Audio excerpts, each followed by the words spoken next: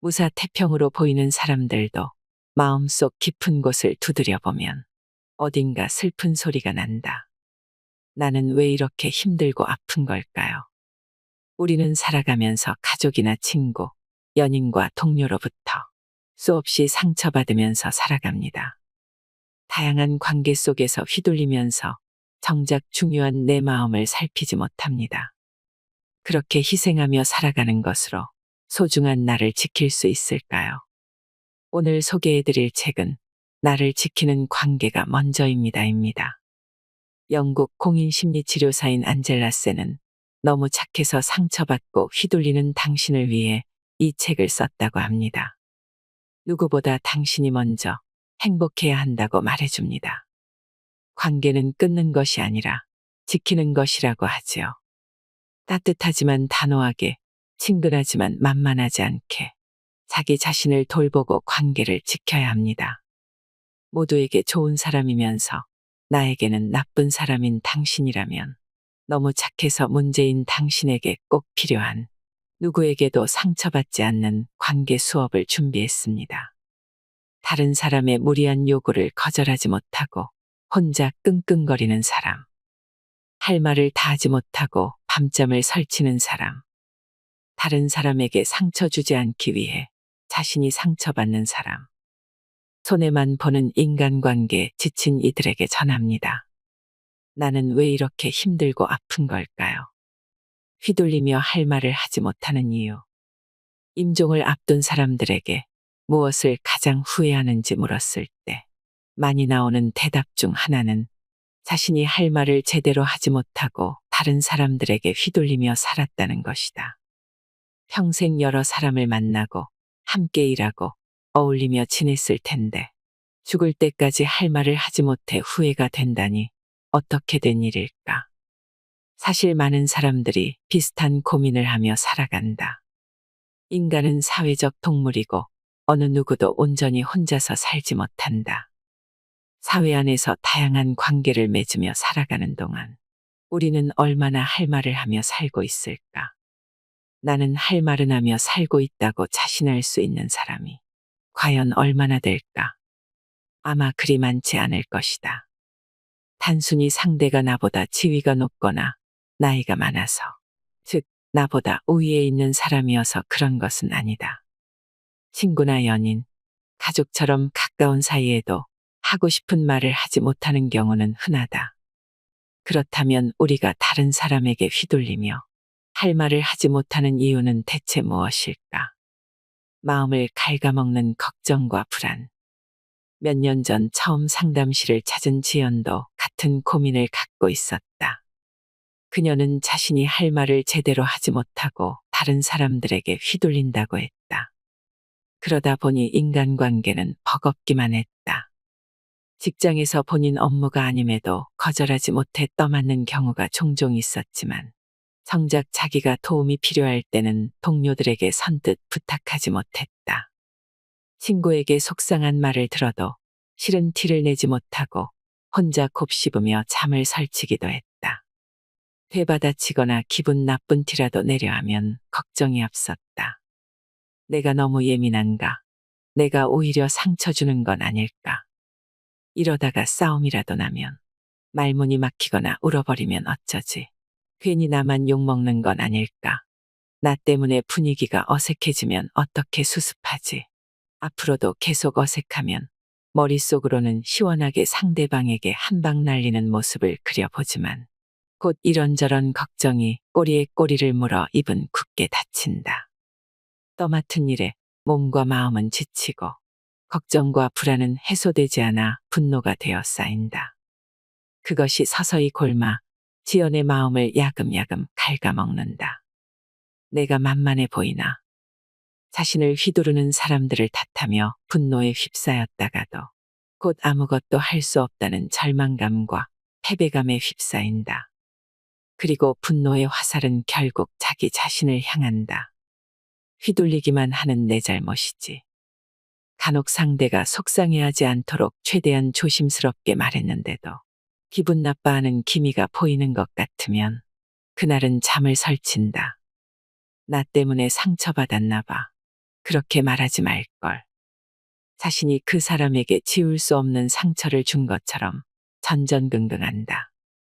관계는 이미 깨진 꽃병처럼 다시 조각을 붙여도 예전 같지 않을 것 같다. 날 나쁜 사람이라고 생각하겠지. 완전히 돌아서진 않을까. 걱정은 점점 커져서 아직 일어나지 않은 일까지 염려하기 시작한다. 다른 사람들한테 내 험담을 하지는 않을까. 그 이야기를 들은 사람들도 날 나쁘게 평가하지 않을까.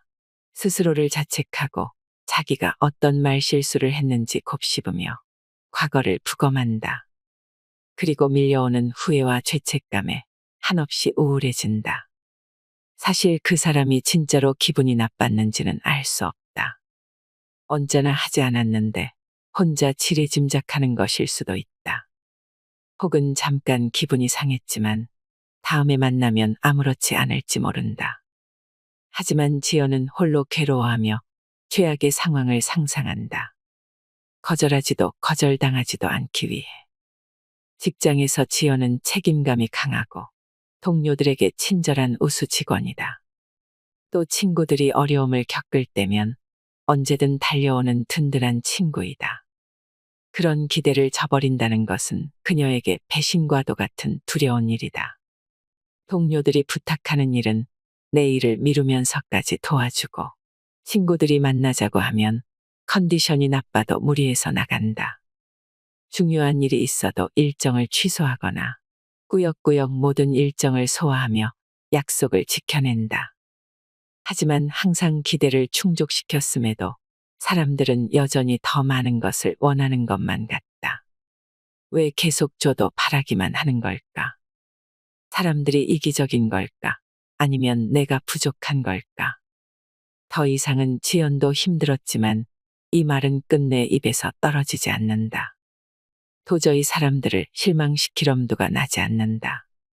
그러다 보니 사람들을 만나는 것은 즐거움이 아니라 해치워야 할 책무처럼 느껴질 뿐이다.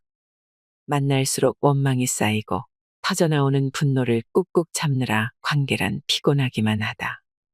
힘들게 상담실을 찾았을 무렵 지연은 너무 지친 상태였다. 6개월 전부터 승진 시험을 준비하며 자신의 일을 하기도 버거웠다. 그럼에도 주는 것 없이 바라기만 하는 사람들이 너무 야속했고 그에 대해 한마디도 할 수 없는 자신이 바보 같았다. 시험에 떨어진 후 겨우겨우 버텨왔던 문제들이 결국 터져버리고 말았다.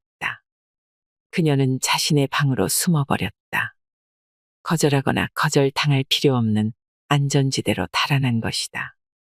지연은 도움이 필요했지만 거절당하는 것이 두려워 누구에게도 손을 내밀지 못했다. 거절당한다는 것은 곧 자신의 존재 자체에 대한 거부처럼 느껴졌고 두려움이 크다 보니 부탁하기도 전에 미리 상처받았다. 나는 내가 싫어. 너는 신경 써야 할 만큼 중요한 사람이 아니야. 넌 귀찮은 사람이야. 부담스러워. 거절은 그녀에게 이런 의미였고 관계에 대한 사망 선고와도 같았다. 그래서 지연은 거절하지 않고 거절당하지도 않기 위해 그렇게 애를 써왔다. 건강한 소통이 건강한 관계를 만든다. 결과적으로 누구에게나 좋은 사람이었지만 정작 자신에게는 좋은 사람이 되지 못했다. 든든하고 기댈 만한 친구였지만 정작 필요할 때 기댈 곳 없는 자신에 대해서 더욱 화가 났다. 그런데도 왜 자꾸 휘둘리는 걸까요? 그렇게 묻는 지연은 그 대답을 이미 알고 있는 듯했다.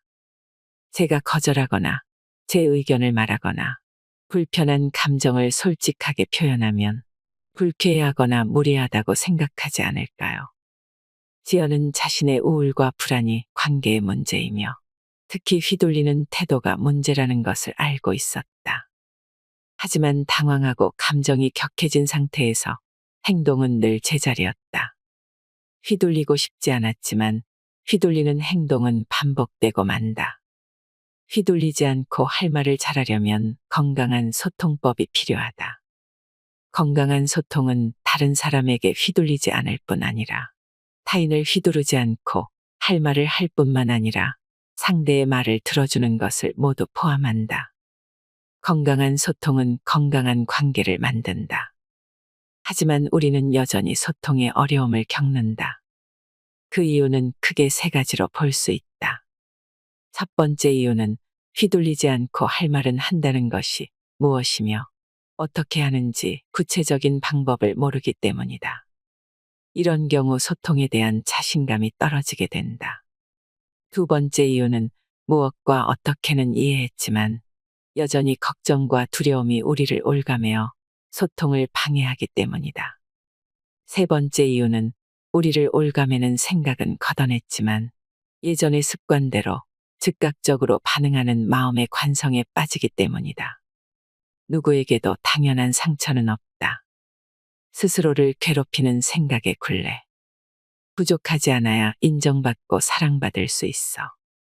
지연에게 사랑받을 자격이란 타인의 기대를 충분히 만족시킬 때에만 조건적으로 주어지는 것이었다. 하지만 그 사랑의 조건은 양날의 검이기도 했다. 반대로 자신이 부족하면 인정받거나 사랑받지 못하기 때문에 어느 때고 쉽게 깨져버릴 수 있는 유리알 같은 것이기 때문이다. 만약 내가 제대로 하지 못한다면 나의 가치는 바닥을 치고 다른 사람과의 관계는 끊어질 것이다. 그런 두려움 때문에 지연은 버려질까봐 두려워했고 붙잡기 위해서 애써야 했다. 마치 뼈가 부러졌는데 반창고만 붙이고 뛰는 것처럼 애쓰는 삶이었다. 상처를 감추고 무리해왔다. 사랑받기 위해, 인정받기 위해 노력한 삶은 지금까지 어떻게든 그녀를 지탱하는 마음의 기둥이 되어왔다. 하지만 그것은 오래가지 않아 와르르 무너지고 만다. 34살 지연의 마음 안에서는 아직도 상처받은 어린 아이가 울고 있었다. 지연 씨는 어떻게 해야 부족하지 않은 것 같아요. 모든 것을 완벽하게 해내려고 했어요. 뭔가 이루기 위해 항상 조바심이 났죠. 착한 딸, 좋은 사람이 되려고 노력했어요. 그러면 아무한테도 미움받지 않을 테니까요. 그래서 늘 다른 사람의 눈치를 살피며 맞춰주었어요. 그러지 않으면 어떤 일이 생길까요? 그러지 않으면 사람들이 화내거나 속상해할 것 같아요. 저를 미워하고 욕하거나 떠나겠죠. 사소한 갈등조차 없는 인간관계가 가능할까요? 사람들이 화내거나 속상해할 수도 있지만 지연 씨에게는 어떤 특별한 의미가 더 있는 것 같아요. 이런 일이 생긴다면 지연 씨는 자기 자신에 대해서 나는 어떤 사람이다라는 생각이 드나요? 결국 내가 문제야. 내가 부족하고 나빴어. 그러니까 늘 혼자야. 이런 생각이 들어요. 마치 숨기고 싶은 진짜 모습을 들켜버린 것 같아요. 그런데도 저 자신을 지킬 용기와 힘이 없어요. 지연은 사람들과 어떠한 문제도 일으켜서는 안 된다고 생각해왔고 수동적으로 살아가는 게 차라리 속 편했다. 괜히 들쑤셨다가 마음속 깊은 상처를 건드리고 싶지 않았던 것이다. 내가 원하는 곳이 어딘지도 모른 채 마냥 두려운 것으로부터 달아나려고 했던 것 같아요. 그래서 애써왔고 상처로부터 도망쳐왔다. 하지만 결국 자기 자신으로부터 도망칠 곳은 없다. 오랫동안 마음 안에 자리 잡은 부정적인 생각들로 인해 자기 자신뿐만 아니라 다른 사람들과의 관계가 모두 어려웠다. 유난히 힘든 하루를 보내고 나면 세상과 사람과 자기 자신에 대해 더욱 부정적인 생각에 휩싸인다. 제 자신을 사랑할 수 없어요. 그러니 다른 사람에게 사랑을 주거나 받을 수도 없겠죠. 제 성격이 부정적이라서 그런 것 같아요. 결국 문제의 원인은 늘 자신에게 있는 것 같다. 그렇다면 지연이 성격이라고 규정하는 마음의 기본 프로그램은 어떤 생각들로 이루어져 있을까? 그리고 그녀를 괴롭히는 생각들은 어디서부터 어떻게 시작된 것일까? 비판과 비난에도 나를 지키는 법. 우리는 왜 비판에 휘둘릴까? 상황은 각자 다르겠지만 다른 사람에게 안 좋은 소리를 들을까봐 두려워서 움츠러들거나 물러났던 경험은 누구에게나 있을 것이다. 다른 사람에게 비판을 받으면 아프기 때문에 피하게 된다. 비판이 아픈 이유는 무엇일까? 그 이유는 비판을 부정적으로 해석하는 마음의 올가미에 있다. 비판에 대한 부정적인 과거의 경험으로 인해 상처받은 마음의 뿌리와 기둥이 자라나 우리의 마음을 올가맨다. 가령 비판은 공격이야. 내가 무능력하다는 뜻이야. 나를 비판하는 걸 보니 날 싫어하는구나 같은 마음의 올가미에 걸려든다면 비판을 받는 위기 상황에 직면했을 때 부정적인 생각과 두려움에 빠져 휘둘리기 쉽다. 이때 공격적이거나 수동적인 방식으로 즉각 반응하면서 상황을 악화시키기도 한다.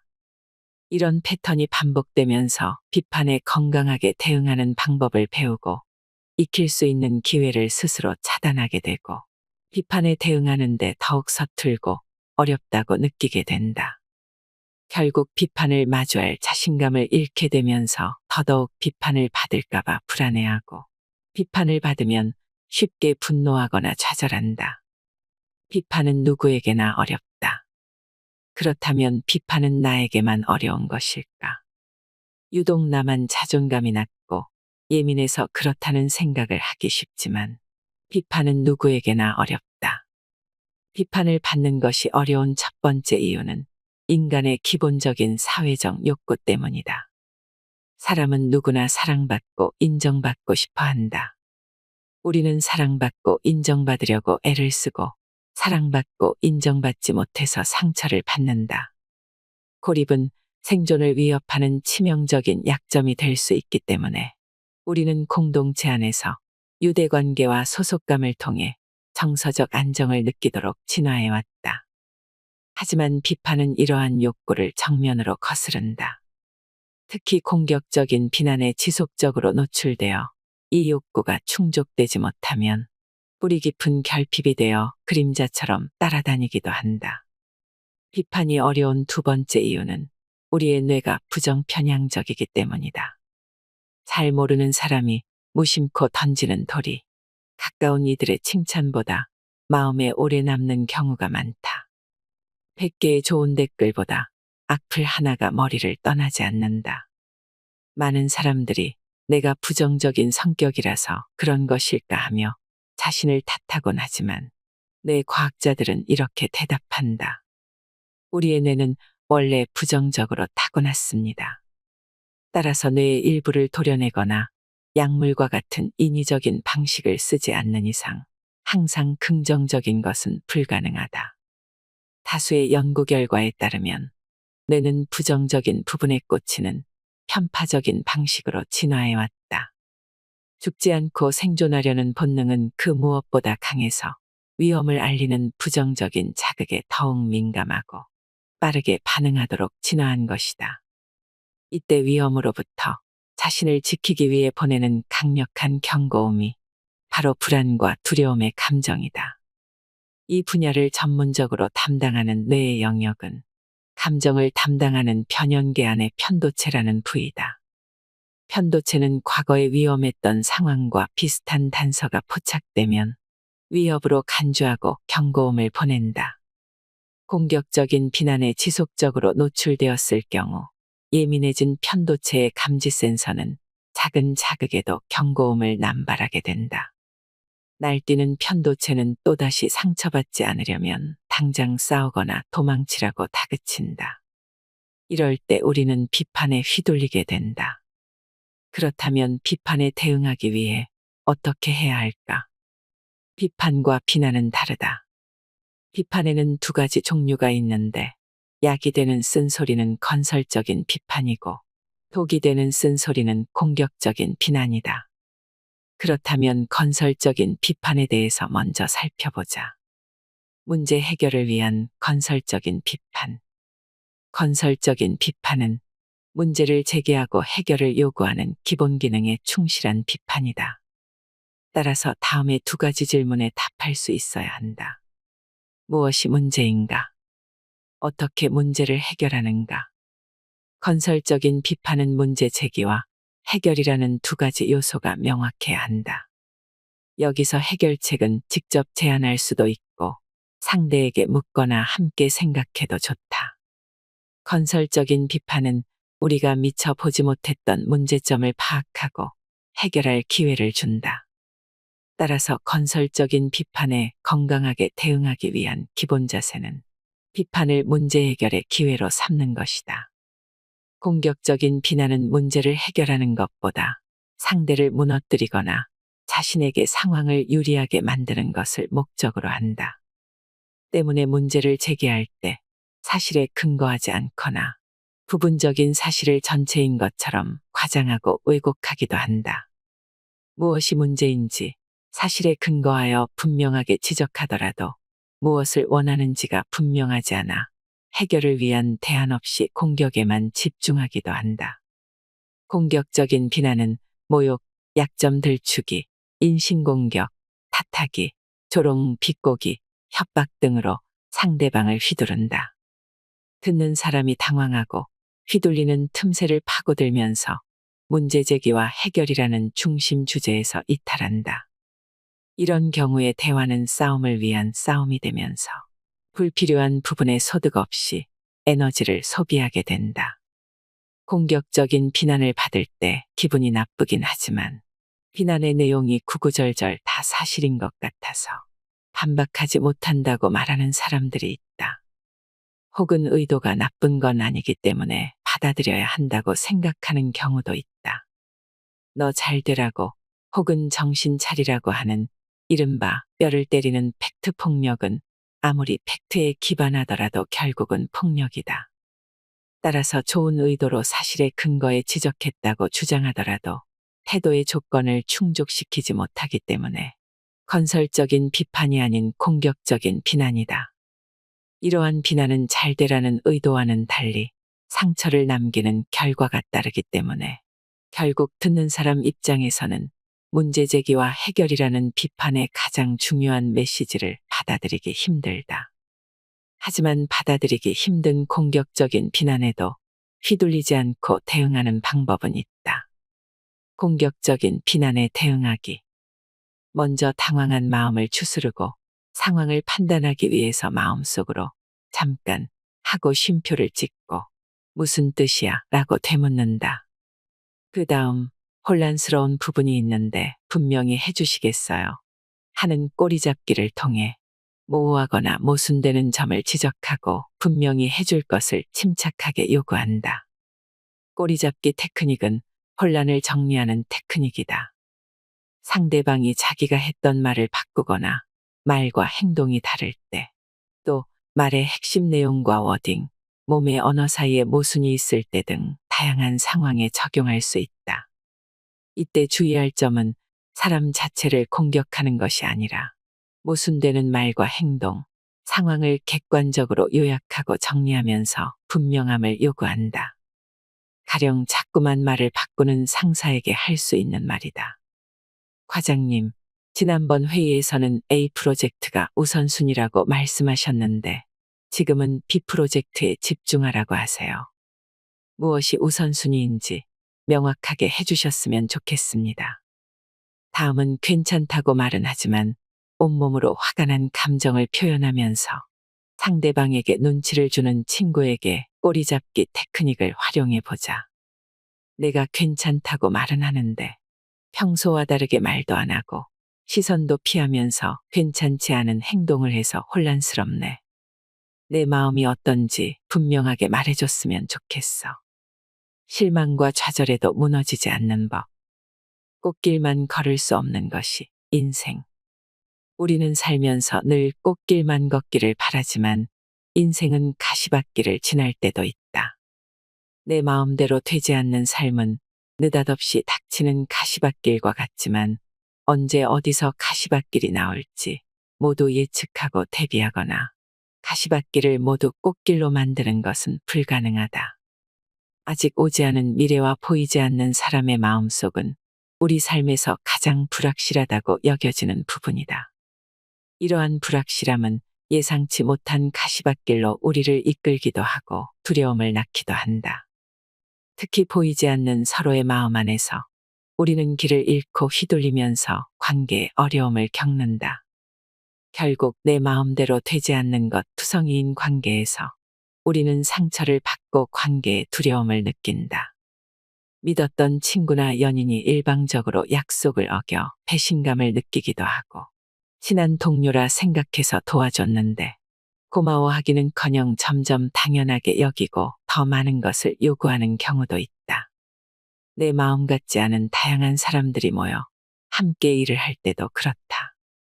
우리가 끝없이 펼쳐진 꽃길만 걸을 수 없다면 진정 삶에서 바랄 수 있는 것은 무엇일까? 그것은 아마도 내 마음대로 되지 않는 불확실한 삶에 걸려 넘어지더라도 다시 일어날 수 있는 내면의 힘일 것이다. 오른팔에는 실망에 대처하는 매뉴얼을, 왼팔에는 회복 탄력성으로 마음 근육을 키울 때 내면의 힘은 자라난다. 적당량의 시련을 단계적으로 극복할 때 우리는 다시 일어서는 회복 탄력성을 키울 수 있다. 이렇게 성장한 내면의 힘은 가시밭길을 가면서도 마음 한켠에 스스로 꽃 한 송이를 피울 줄 아는 자기 돌봄과 희망이 된다. 실망이 좌절과 절망이 되지 않도록. 살면서 한 번도 실망하거나 좌절해 보지 않은 사람이 있을까? 만약 그런 사람이 있다면 비정상적으로 운이 좋거나 뇌 기능의 일부가 작동하지 않는 경우일 것이다. 실망은 기대했던 것과 달리 부정적인 상황이라고 생각했을 때 느끼는 감정이다. 노력한 만큼 성과를 얻지 못하거나 거절을 당했을 때, 또 누군가 어떤 역할에 따른 책임이나 약속을 다하지 못했을 때, 우리는 응당 그럴 것이고 그러해야 한다는 믿음이 깨진다. 이때 느끼는 감정이 실망이고, 실망이 깊어지면 좌절이나 절망이 되기도 한다. 우리는 실망감을 느꼈을 때 그 원인을 찾기 위해 나의 기대를 깨뜨린 사람은 누구인가를 먼저 묻는다. 그리고 자신을 탓하거나 다른 사람을 탓하게 된다. 수동적 연두부영은 자신을 탓하면서 자기 비하에 빠지고, 남을 탓하면서 그 사람과 관계를 포기해버리며, 세상을 탓하면서 자기 연민이나 피해 의식에 빠져 안으로 숨는다. 작은 실패에도 실망이 절망이 되기 때문에 이러한 상황을 처음부터 회피하기도 한다. 작은 가시에 찔려도 주저앉게 되면 언제 어디서 가시밭길이 나올지 몰라 늘 촉각을 곤두세우며 예민해지고, 갈림길에 다다를 때는 어디로 갈지 결정하기 힘들어진다. 실패가 두렵기 때문에 도전하지 않고 쉽게 포기하거나 관계를 맺을 때는 애초에 기대를 놓아버린다. 기대하지 않으면 실망하지 않기 때문이다. 반면 공격적 불도저형의 경우에는 실망을 다루는 과정에서 타인을 공격하면서 처벌하고 통제하려고 한다. 기대를 저버린 사람은 응당 그러해야 한다는 불도저형의 규칙을 어긴 규칙 위반자이며 불편한 감정을 초래한 감정 가해자가 된다. 불도저형에게도 실망은 다루기 힘든 감정이기 때문에 자신이 당한 실망의 아픔만큼 갚아주어야 한다고 믿거나, 아무리 갚아줘도 자신의 아픔이 훨씬 크다고 생각하면서 공격을 정당화하기도 한다. 이렇게 마음대로 되는 것 하나 없는 삶에서 자기 효능감이 떨어질 때 우리는 자신을 공격하는 수동적 태도나 타인을 공격하는 공격적 태도로 실망을 다루게 된다. 하지만 실망의 실체를 제대로 들여다보고 건강한 방식으로 처리하기 위해서는 누가 나의 기대를 깨뜨렸는가를 생각하기 전에 먼저 그 기대는 누구의 것인가라는 질문을 할 필요가 있다. 저자는 차근차근 소통의 기술을 다지면 자신의 마음을 들여다보기가 쉬워지고 과거의 일을 자책하거나 우울해하지 않을 수 있다고 합니다. 그러니 완벽하려거나 애쓰지 않아도 괜찮습니다. 건강한 소통은 타인의 마음을 읽고 움직이는 것보다 자신의 무게 중심을 잡고 내 마음과 먼저 소통하는 것에서 시작된다고 합니다. 이제부터라도 나를 믿고 사랑해 주세요. 실수해도 되고 느려도 괜찮습니다. 자신을 다그치지 말고 속도에 맞춰 기다려주는 인내가 필요합니다. 사랑은 기다려주는 것이기 때문입니다. 어떤 시련이 찾아와도 우리 안에는 충분히 견뎌낼 수 있는 내면의 힘이 있습니다. 그것을 꼭 기억하시길 바랍니다. 이상으로 인생의 품격이었습니다. 하루하루 당신의 품격이 더 빛나길 바랍니다.